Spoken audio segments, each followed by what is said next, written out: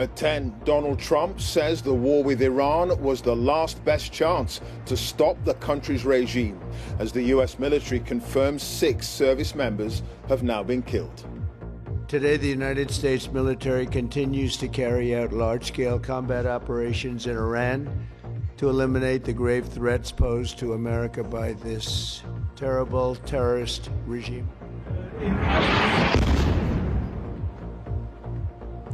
There are more strikes hitting Iran right now. Israeli-US attacks continue into a third day, with the Iranian Red Crescent saying at least 550 people have been killed. Iranian missiles hit Saudi Arabia, Qatar, and targets here in Israel as the war escalates across the Middle East. Strikes close the world's biggest oil and gas facilities in some Gulf states, sending prices soaring. 3 American jets are shot down by friendly fire in Kuwait, while Sir Keir Starmer says British involvement in the war will be for defensive operations only. This government does not believe in regime change from the skies. The Prime Minister explicit there about his view, the government's view, and explicit too about his disagreement with President Trump. And tonight, some of the 300,000 Brits in the region have returned home. We heard explosions, we heard the hotel shake, we could see columns of black smoke, we saw drone interceptions. As a third day of war draws to a close, we'll be reporting from across the region, from Dubai, Doha, Beirut, Cyprus, the Iranian border, and we'll hear directly from Iranians about what they want to happen next. On BBC London, we hear from Londoners with links to Iran on the widening conflict in the Middle East. Difficulty contacting friends and family is causing widespread uncertainty.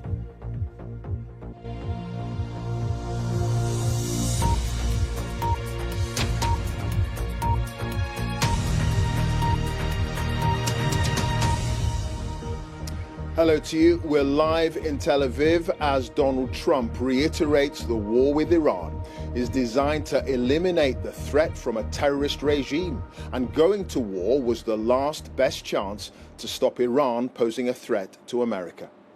In the last hour, the US Secretary of State Marco Rubio went further, saying Washington anticipated a strike on Iran from Israel and so launched a preemptive campaign to prevent reprisals against America. It comes as the US and Israel continued military strikes for a third day, with the Iranian Red Crescent saying more than 550 people have now been killed. Well, there's been a significant escalation of the conflict, with Iran staging retaliatory strikes right across the Middle East following the killing of its supreme leader, Ayatollah Khamenei. While the US and Israel have continued their attacks on Iranian targets, including in Tehran, with many huge explosions reported there today. Lebanon has been drawn into the conflict, with the health ministry there saying at least 52 people have been killed in Israeli strikes. Israel says it was simply responding to attacks by the Iran-backed militant group Hezbollah. And Iran has continued to hit back at states and bases allied to the US across the Middle East. In Cyprus, 2 drones heading for RAF Akrotiri were intercepted following a drone attack last night. Iran has also targeted energy sites, including this oil refinery in Saudi Arabia and a major gas plant in Qatar. Global oil and gas prices have now risen sharply.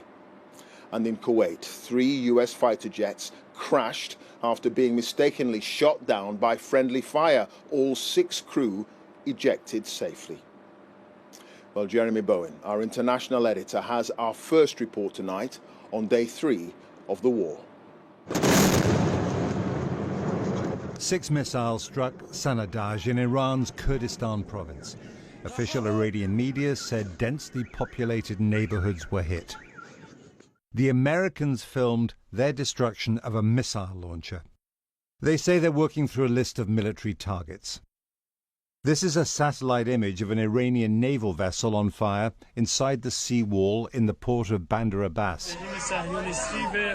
But Iranian civilians are also in the firing line, Overnight in Tehran, children were among those treated after the Gandhi hospital was badly damaged. The hospital is out of use. Israel's prime minister said they're targeting tyrants in Tehran to protect civilians. But war is never as clean or simple as a soundbite. In Kuwait, 3 American F-15 warplanes were shot down. The Americans said, mistakenly, by friendly fire from the Kuwaitis. Their crews ejected safely. And in Washington, Donald Trump is back at the White House from Florida. He believes this war of choice was an opportunity not to be missed. This was our last best chance to strike what we're doing right now and eliminate the intolerable threats posed by this sick and sinister regime. And they are indeed sick and sinister. Our objectives are clear. First, we're destroying Iran's missile capabilities, and you see that happening on an hourly basis, and their capacity to produce brand new ones, and pretty good ones they make. Second, we're annihilating their navy. We've knocked out already 10 ships. They're at the bottom of the sea. Third, we're ensuring that the world's #1 sponsor of terror can never obtain a nuclear weapon. The war is spreading across the Middle East. The Saudis' biggest oil refinery, Ras Tanura, was shut down by an Iranian attack. Iran is targeting Arab oil states across the Gulf, trying to disrupt and outflank America's power, hoping the Saudis and others will put pressure on Donald Trump to end the war. But making Gulf Arab states who did not want the war into targets, this was Dubai, looks to be a bad mistake for Iran, pushing them closer to the US and Israel. The Israelis attacked Beirut after Iran's Lebanese ally Hezbollah fired into Israel's north.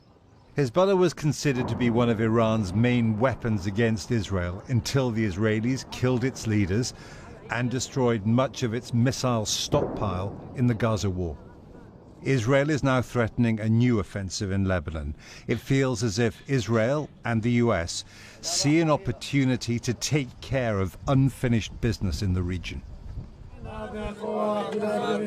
It's coming at a cost for the Israelis, with funerals in Bet Shemesh near Jerusalem of civilians killed by an Iranian missile. Israel's air defense system is strong, but not infallible.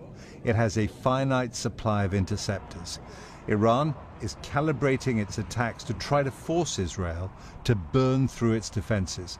In Bet Shemesh, Benjamin Netanyahu, the prime minister, restated his war aims. If this regime, this terrorist regime of the kind we've never seen in the world, if they get nuclear weapons and the means to deliver them, ballistic missiles, intercontinental ballistic missiles, they will threaten all of humanity. In Tehran tonight, the regime's loyalists are back on the streets. They've built an important core of support.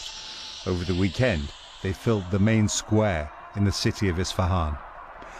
An internet blackout makes it hard to gauge the mood in Iran, but BBC Persian has been able to contact Iranians who want the fall of the regime. Bakeries and petrol stations are busy. The streets are not busy. The main concern here is that the US might do a deal and the authorities begin oppressing people all over again. I think the Revolutionary Guard still has power on the ground, and this is what makes people afraid. People feel anxious and elated all at once. With every explosion, some shout with joy from their windows. There are many security stations around the city stopping people that they deem suspicious. We are tired, very tired. The death of Khamenei is not enough. They all need to go. It is only day 3 of the war. This has a long way to go. A deepening debate about the legality of America and Israel's decision to go to war, probably weeks of airstrikes, and without doubt, years of consequences.